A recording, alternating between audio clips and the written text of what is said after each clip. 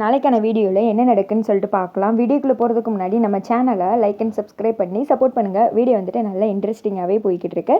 First சீனில் வந்துட்டு கார்த்திக்கு அந்த வீடியோவை மாயா வந்துட்டு அமுச்சு வச்சிடுறாங்க இல்லையா. கார்த்தி வந்துட்டு அந்த வீடியோவை பார்த்து ஷாக் ஆகிடுறாங்க. ஐயோ, ரேவதியை யார் இப்படி பண்ணுது அப்படின்னு சொல்லிட்டு யோசிச்சுட்டு இருக்கவங்களையும் கார்த்திக் வந்துட்டு ஃபோன் வந்துடுது. யாருன்னு பார்த்தா மாயா தான். என்ன வீடியோ ரொம்ப நல்லா இருக்கா, சூப்பராக இருக்குல்ல அப்படின்னு சொல்ல, ஏய் மாயா தானே நீ அப்படின்னு சொல்ல, பரவாயில்ல கரெக்டாக தான் கண்டுபிடிக்கிறேன். நானும் ஒவ்வொரு பிளானாக போட்டு என் மகேஷை திருப்பி என்கிட்ட கொண்டு வந்துடலாமான்னு தான் பார்க்கேன். ஆனால் மகேஷை கண்ணிலே காமிக்க மாட்டேங்கிங்களே. எனக்கு இதை தவிர வேறு வழி தெரியல. ரேவதி உசுரோட உனக்கு வேணும் அப்படின்னா என் மகேஷை என்கிட்ட கொண்டு வந்து கொடுத்துட்டு ரேவதியை வாங்கிட்டு போய்க்கோ அப்படின்னு சொல்ல, நாங்கள் தான் சொல்கிறோம்ல மகேஷ் எங்கே இருக்கான்னு எனக்கு தெரியாதுன்னு, அப்புறம் எதுக்கு தேவையில்லாமல் இப்படியெல்லாம் பண்ணிகிட்டு இருக்க, ரேவதியை விட்டுரு அப்படின்னு சொல்கிறாங்க. இங்கே பாரு, உன் பூச்சாண்டிக்கலாம் பயப்படுறாள் நான் கிடையாது.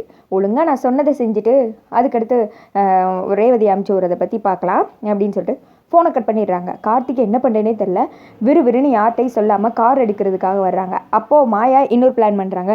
டேய், இவனை இப்படியே விட்டால் சரிப்பட்டு வராது, என்ன பண்ணலாம் அப்படின்னு சொல்லிட்டு அந்த பைப்பை திறந்து விட்டு அதை ஒரு வீடியோ எடுறா அப்படின்னு சொல்ல, ரேவதி வந்துட்டு உள்ளே உட்காந்துட்டு இருக்காங்க. தண்ணி வந்துட்டு பைப்பை திறந்து விட ஃபில்லாக ஆரம்பிச்சிடுது. கீழே இருந்த அடிமட்டத்தை விட கொஞ்சம் மேலே வர ஆரம்பிச்சிடுது. இப்போ வீடியோ எடு அப்படின்னு சொல்ல, கூட இருக்காங்க இல்லையா 2 ரவுடி, அவங்களும் வந்துட்டு முதல்ல வீடியோ எடுத்த மாதிரியே எடுத்து அதே நம்பருக்கு சென்ட் பண்ணு அப்படின்னு சொல்லிட்டு மாயா சொல்ல, அது மாதிரியே வந்துட்டு சென்ட் பண்ணி விட்டுடுறாங்க. கரெக்டாக கார்த்தி அப்போ தான் கார் ஏறி கிளம்ப போகிறாங்க. அதே சமயத்தில் மாயா வந்துட்டு அப்படியே நக்கலாக சிரிச்சுக்கிட்டே வந்துட்டு கால் பண்ணுறாங்க. இப்போது புதுசாக இன்னொரு உனக்கு ஒரு வீடியோ அனுப்பிச்சி விட்ருப்பேன், அதை பாரு பயங்கரமாக இருக்கும், தரமாக இருக்கும் அப்படின்னு சொல்ல, ஐயோ மறுபடியும் என்னத்தை 7.5 எழுத்து விட்டான்னு தெரியலையே அப்படின்னு சொல்லிட்டு கார்த்தி வந்துட்டு அந்த வீடியோ ஓப்பன் பண்ணி பார்க்குறாங்க. பார்த்தா ரேவதி இருக்கிற இடத்துல தண்ணி வந்துட்டு ஃபில் ஆகிட்டு இருக்கு.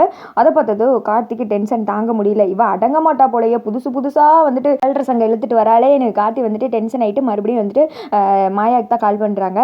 நீ வந்துட்டு எல்லைக்கு மீறி போய்கிட்டு இருக்க, இப்படிலாம் பண்ணாத, ரேவதிக்கு மட்டும் ஏதாவது ஒன்று ஆச்சுன்னா நான் உன்னை சும்மா விட மாட்டேன் அப்படின்னு சொல்ல, இப்போ உனக்கு வலிக்குதுல, அவளுக்கு ஒன்றுனா உனக்கு துடிக்கிற மாதிரி தானே, என் மகேஷுக்கு ஒன்றுனா நான் கஷ்டப்படுவேன்.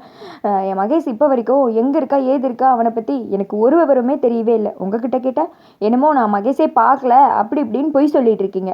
எனக்கு என்ன பண்ணுவேன் ஏது பண்ணுவேன்னு தெரியாது. இன்னும் உனக்கு கொஞ்சம் நேரம் தான் டைம். அதுக்குள்ளே என் மகேஷ் எங்கே இருக்கான்னு சொல்லிட்டு தேடி பிடிச்சி கொண்டு வந்து என்கிட்ட கொடுத்துரு.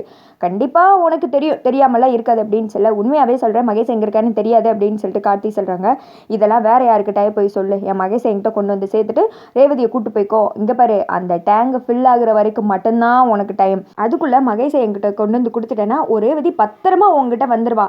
இல்லாட்டின்னு வச்சுக்கோ, அவ்வளோதான். அதுக்கடுத்து ரேவதியை காணும்னு அழுது புலம்புனாலும் ஒன்றும் ஆக போகிறது கிடையாது. போ முதல்ல வேமா மகேஷை கொண்டு வர வழியை பாரு அப்படின்னு சொல்ல, கார்த்தி போனை வச்சுட்டு இந்த அறவை காட்ட ஒன்று சொன்னாலும் புரியாது அப்படின்னு சொல்லிட்டு விறுவிறுன்னு வண்டி எடுத்துகிட்டு எங்கேயோ வந்துட்டு போகிறாங்க. ஒருவேளை மகேஷ் ஹாஸ்பிட்டலில் இருக்கிறத மாயா கிட்ட சொல்ல போகிறாங்களா, இல்லைனா கார்த்தி வேறு எதுவும் ஒரு பிளான் போட்டிருக்காங்களான்னு சொல்லிட்டு தெரியல. இங்கிட்டு வந்துட்டு மாயாவை தான் காமிச்சிக்கிட்டு இருக்காங்க. மகேஷ் நான் உன்னை எப்படியாவது கண்டுபிடிச்சிருவேன் அப்படின்னு சொல்லிட்டு அப்படியே ஃபோனையே வந்துட்டு பார்த்துட்டு இருக்காங்க. இங்கிட்டு வந்துட்டு, அக்கா இது தண்ணி ஃபில் ஆகிட்டு இருக்கே, ஆஃப் பண்ணிடுவா அப்படின்னு சொல்ல, வேணாண்டா விட்டுரு, தண்ணி ஃபில் ஆகி அவளுக்கு எது ஆனாலும் எனக்கு ஒன்றும் கவலை கிடையாது, அவள் செத்து ஒளியட்டும் அப்படின்னு சொல்லிட்டு மாயா சொல்கிறாங்க. அதே சமயத்தில் கார்த்தி விறுவிறுன்னு வண்டியில் போய்கிட்டு இருக்க மாதிரியே காமிச்சிட்டு இருக்காங்க. இங்கிட்டு வந்துட்டு ரேவதிக்கு அப்படியே முடிப்பு தட்டிடுது.